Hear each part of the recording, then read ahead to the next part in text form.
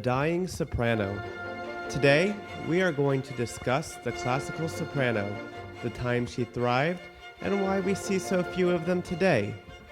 We will discuss the history of the modern belting style on Broadway, as well as discuss the types of sopranos we see today and hypothesize what happened to the dying soprano. Sopranos today are often thought of as dramatic leads wearing Viking helmets and singing opera. Picture somebody, a dark-haired woman, probably somewhat heavy-set, but in some sort of lovely gown. Probably really preppy, blonde, high-pitched voice, typical prima donna. Probably just described myself in high school. It's kind of unfortunate. We don't typically listen to music on the radio with classical sopranos and sing along the way we do with more modern pop and hip-hop songs. Why is that? Most people today don't consider opera their preferred genre of music. It has become an extremely underappreciated culture of music because opera was associated with the high society of the 18th and 19th centuries. The general public today is in the working class and appreciates the music more tailored to them. Not only that, but we simply do not see or hear opera being performed as much as it was. Musical theater has taken over as the main form of musical entertainment, and with radios and recording studios, pop music can be enjoyed without spending money or a trip out to the theater. If these were the only changes that had been made to the appreciation of opera over time, then we would still tend to see a larger number of singers who performed opera as their main genre of choice. However, we do not. What happened to all of the classically trained sopranos? Sopranos are characterized by having a very light and colorful tone. Sopranos, even at their loudest, do not have an abrasive timbre. This lightness allows them to reach very high notes by not putting extreme pressure or wear on the vocal folds when they sing. In the early days of opera, the orchestrations were very light so that sopranos could be heard over the orchestra since microphones had not been invented yet.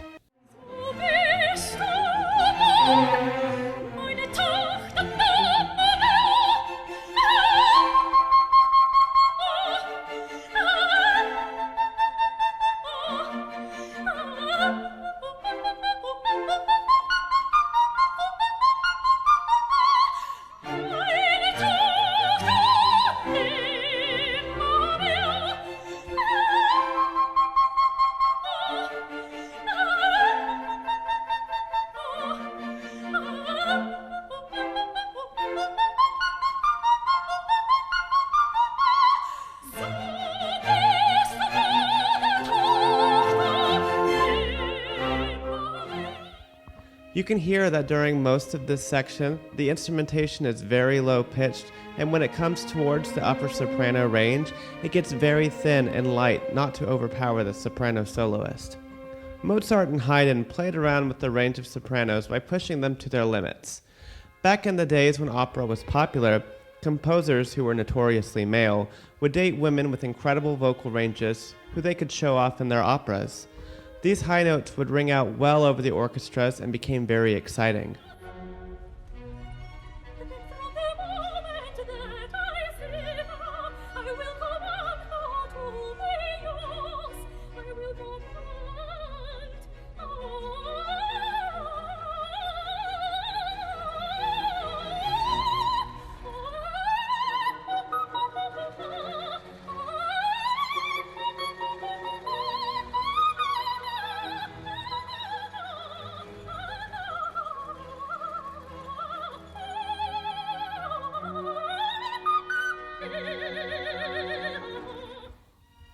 Many of the girls of the time wanted to date composers that would feature them in their works, so girls would work hard to improve their vocal range and agility. Being a true soprano became very important if young singers wanted to make it big in the opera world. Because of this, many people today associate sopranos as only being girls who can sing very high and quick. I have a feeling that perhaps the bad thoughts in my mind come from the high. These are trademarks of a coloratura, which is a subset of soprano. There are, however, many problems with the soprano voice, As mentioned earlier, sopranos are very light, and projecting was very hard unless they were at the tops of their ranges. When sopranos are pushed very high, it makes pronouncing words very difficult because a soprano can only make certain vowel sounds in their upper ranges. Using light head voice is only strong on certain vowels such as ah and o. Chest voice can make it much easier to understand different sounds because that is the voice that we communicate with and are used to hearing. I used to pray for the day you'd leave. Swore up and down you did not belong. But when I'm wrong, then I say I'm wrong, and I was wrong about you. So listen up, I see no end to what you'll achieve. That's only if you don't turn and run. You proved it to me, now show everyone what you can do. And you look great in dark blue. Get back in the game, back on the case. Take a good look at my face. I'm not a fool, and as a rule, I do not fall. I see a star, and I love you. You're not the best prescription. You refuse, so go show blues. Legally blind. You refuse, so go show blues. Legally. I used to pray for the day you'd leave. Swore up and down you did not belong. But when I'm wrong, then I say I'm wrong, and I was wrong about you. So listen up, I see no end to what you'll achieve, and that's only if you don't turn and run. You proved it to me, now show everyone what you can do, and you look great in dark blue. Get back in the game, back on the case. Take a good look at my face. I'm not a fool, and as a rule, I do not lie. But I see a star, you're my nephew. You've got the best freaking news, and you refuse, so there's your blues. Legally blind, and you refuse, so there's your blues. Legally. You can hear that the classical soprano sound is much lighter and less emotive. The belting sound was much heavier and could emote much more easily. Being a soprano, and especially a coloratura, requires a lot of vocal agility that is easily disrupted. Classical sopranos usually have to stand still when performing many runs or melismas. We use our chest voices much more naturally with a wide range of agility so that when someone sings primarily in their chest voice, even while belting, they can move around a bit more, which allows more freedom from the performer.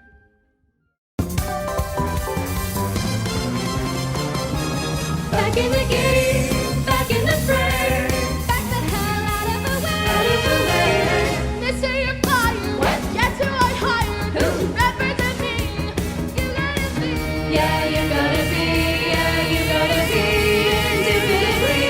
Legally blind. Yeah, just legally blind. Oh yeah. Yeah, just legally blind. Oh yeah. Yeah, just legally blind. Oh yeah. Legally blind. Oh yeah.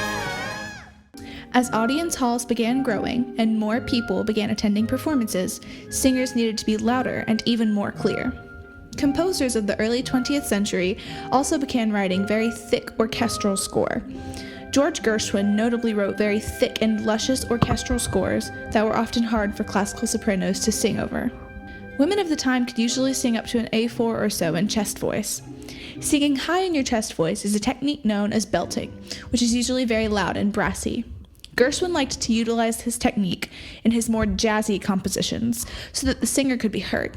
He even wrote for Ethel Merman to sing a high C5 in her chest voice for over 24 measures.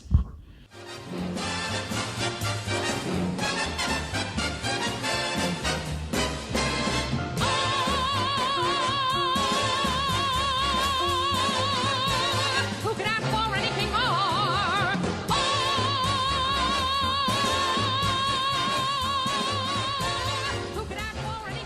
As orchestrations got thicker post-Gershwin, singers began to be required to sing in their belting chest voice to be heard. Music also began to become much more high energy, and the classical soprano sound that we were used to hearing could not keep up the excitement. The brassy sound of belters was able to keep high energy up for long periods of time. Around this time, crooners were starting to become more popular. Crooners were known for their notoriously soft and smooth singing style, completely contrasting female belters. With orchestrations consistently becoming thicker and soft singing styles becoming popular, something needed to be done. Sopranos simply could not keep up with their light and lyrical singing style and needed to switch to the louder belting style in order to be heard or understood. This led to the creation of the microphone, which allowed singers to not have to project to be heard. In the theater setting, this helped with the songs because singers could walk up and sing into microphones. This did not help with the spoken lines that actors said, so mics needed to become more prevalent, and the creation of body mics was born. Today, many trained singers much prefer the ubiquitous belting style to classical style singing.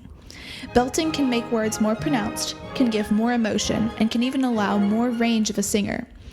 We surveyed trained singers around Chapel Hill, and even some from farther away. Singers were asked about their preferred singing style, as well as their vocal range and best matched theater role. The average vocal range for the women who filled out the survey was a low note of E3 to a belted note of C#5, and finally a head-voiced note of C6. The average preferred style of singing was the belt style as well. If we look at modern repertoire for female singers today, including shows such as Wicked, Phantom of the Opera, Evita, and more, the average vocal range for a female performer is a low note of G3 and a belted note of F5.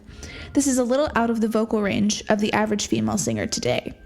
The low notes are all easily obtainable, but the higher belted notes take much more work and effort to be able to obtain. Yet, the average woman who was polled stated that their voice was much more suited in theater and that they did not feel represented by classical soprano styles.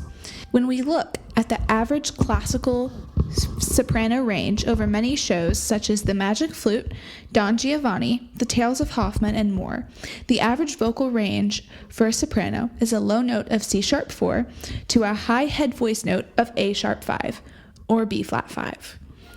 These notes are well within the average range of the trained singers polled. So how come they felt unrepresented in opera, but more represented in musical theater? It's also worth noting that the average singer indicated that they were a mezzo-soprano. Most non-singers do not know what a mezzo-soprano is, but she is the type of light soprano singer that operates best in the middle range of the female voice. A mezzo-soprano will have an average range of about A3 to A5. So today we have discussed the history of the classical soprano and when she thrived. We've discussed the transition into the modern belt style of singing and why it became popular.